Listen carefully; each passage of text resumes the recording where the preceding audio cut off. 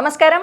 ప్రస్తుతం మనతో పాటు ప్రముఖ ఆధ్యాత్మికవేత్త, ప్రముఖ జ్యోతిష్య వాస్తు నిపుణులు ఉమామహేశ్వరరావు గారు ఉన్నారు. వారితో మాట్లాడేద్దాం. నమస్కారం గురుగారు.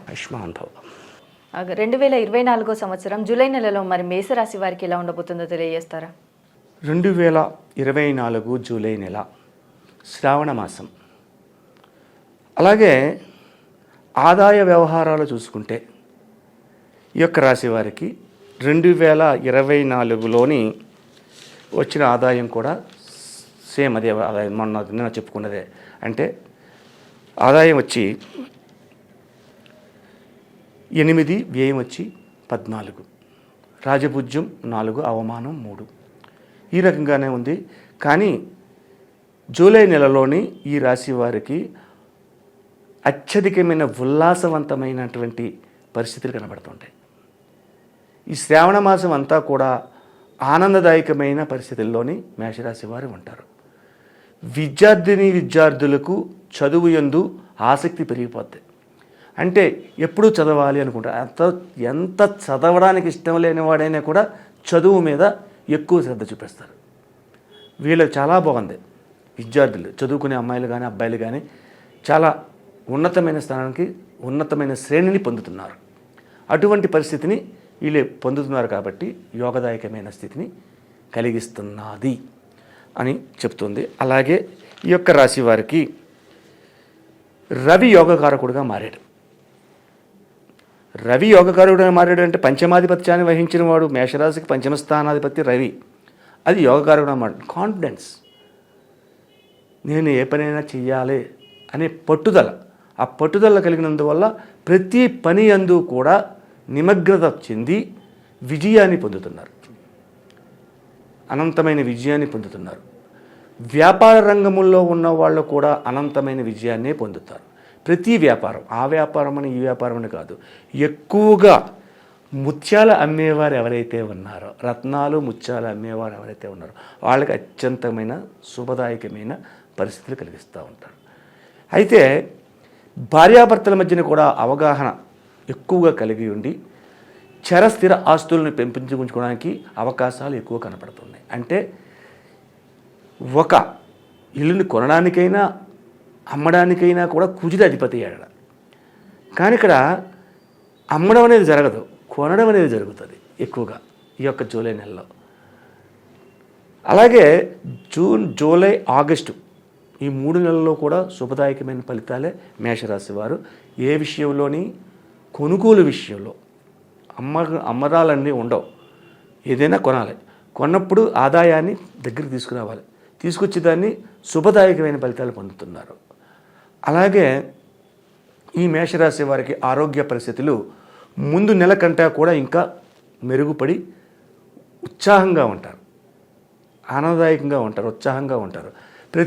ప్రతి వారితోటి కూడా కలుపుగోరుతనంగా మాట్లాడటము, కలుపుగోరుతనానికి ప్రవర్తించడం అనేది జరుగుతుంది. అలాగే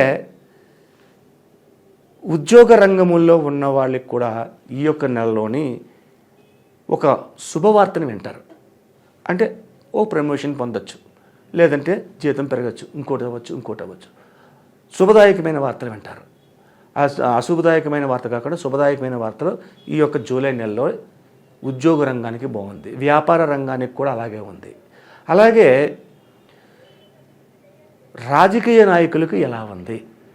ఈ యొక్క మేషరాశిలో జూలై నెలలో రాజకీయ నాయకులు కొద్దిగా ఇబ్బందికరమైన పరిస్థితులు పొందుతున్నారు.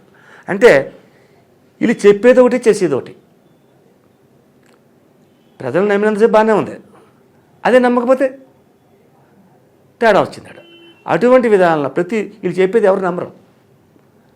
వీళ్ళు చెప్పింది అబద్ధము, తేడతలం అయిపోతుంది. దానివలన ఇబ్బందికరమైన పరిస్థితులు రాజకీయ నాయకులు అందరూ కూడా, ఏ రంగంలో ఉన్న రాజకీయ నాయకుడైనా సరే ఇబ్బందికరమైన పరిస్థితులు పొందుతారు. ఈ ఇబ్బందికరమైన పరిస్థితులు పొందకుండా ఉండాలి. ఏం చేయాలి? రాజకీయ నాయకులే కాదు, ఈ మేషరాశిలో ఉన్న ప్రతి వారు కూడా ఈ జూలై నెలలో ఏం చేయాలి? జూలై నెలలోని శ్రావణ మాసంలో లక్ష్మీ వ్రతాన్ని చేస్తారు.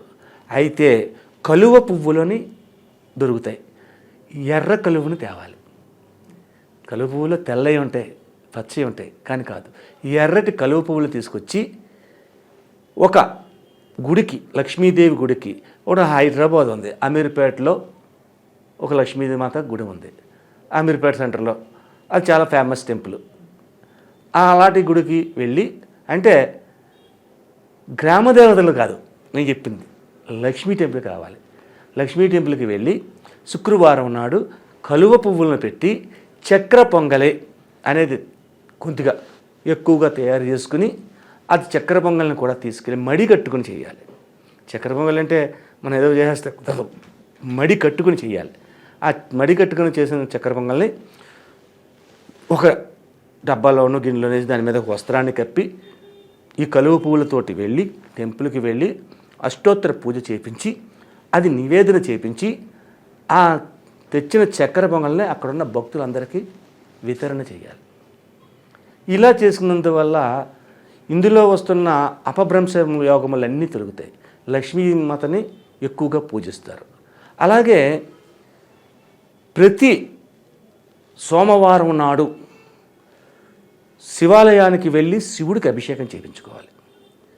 సాయం సంధ్యా సమయంలో మళ్ళా శివాలయానికి వెళ్ళి పంచముఖ పాలదీపం అని చెప్పి ఉంటుంది.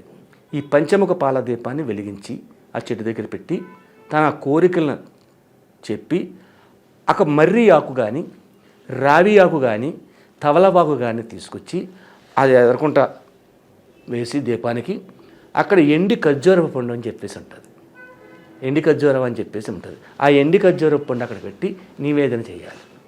నివేదన చేసి మనసులో ఉన్న కోరికలను చెప్పి మళ్ళా శివాలయం లోపలికి వెళ్ళి ఆ శివాలయం దగ్గర కూర్చొని రామనామ జపం చేయాలి. శ్రీరామ జయరామ జయ జయ రామ, ఇటువంటి రామనామ జపాన్ని ఎప్పుడైతే చేస్తారో సకల దోషాలు నివారణ జరిగి అనుకున్న పనుని శీఘ్రంగా చేసుకుని ప్రతి వ్యక్తితోటి కూడా ఉన్న చిన్న చిన్న సమస్యను కూడా, అంత చిన్న సమస్యను కూడా పరిష్కారం జరిగి అందరికీ కూడా శుభదాయకమైన ఫలితాలు పొందుతారని ఇది పద్మపురాణంలో చెప్పబడిన విధానం.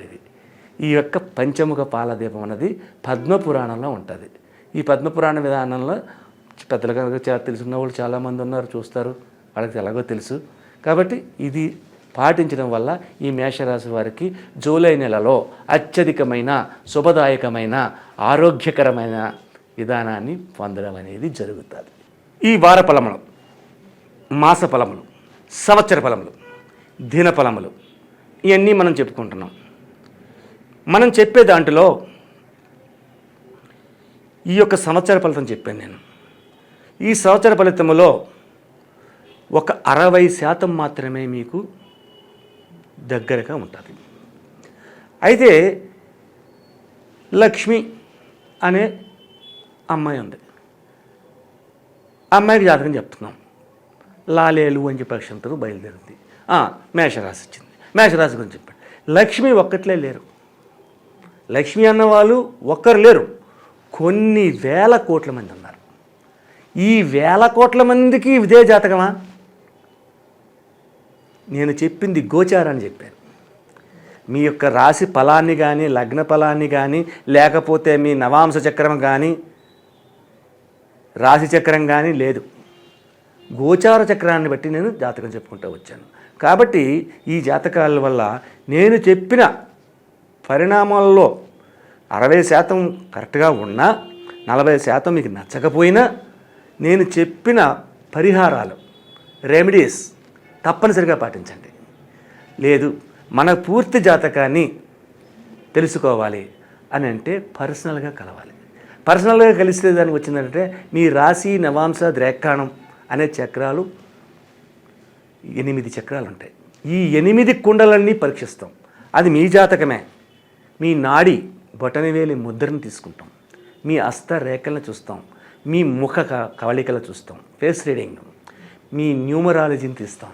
ఇన్ని విధాలుగా తీసి చెప్పే జాతకం మీకు కరెక్ట్గా వస్తుంది. అంతేగాని ఈ రాశి చక్రంలో చెప్పాడు, ఇలా చెప్పాడు అని అన్నది ఇది మాత్రం 60% మాత్రమే వస్తుంది. అది 100% వస్తుంది. కాబట్టి ప్రతి ప్రేక్షకులందరూ కూడా దీనిని గమనించి పర్సనల్గా కలవడం కానీ, లేకపోతే ఫోన్లో తెలుసుకోవడం కానీ చేయడం వలసిందిగా కోరుతున్నాం. ఆయుష్మాన్ భవ. అలాగే గురువుగారు, మీరు గనక గురువుగారిని పర్సనల్గా కలవాలి అనేసి అనుకుంటే కింద స్క్రోల్ అవుతున్న నెంబర్కి కాల్ చేసి గురువుగారి అపాయింట్మెంట్ తీసుకోవచ్చు. సో ఇంకా లేట్ ఎందుకు, ఆలస్యం చేయకుండా గురువుగారికి కాల్ చేసేయండి. Thank you so much.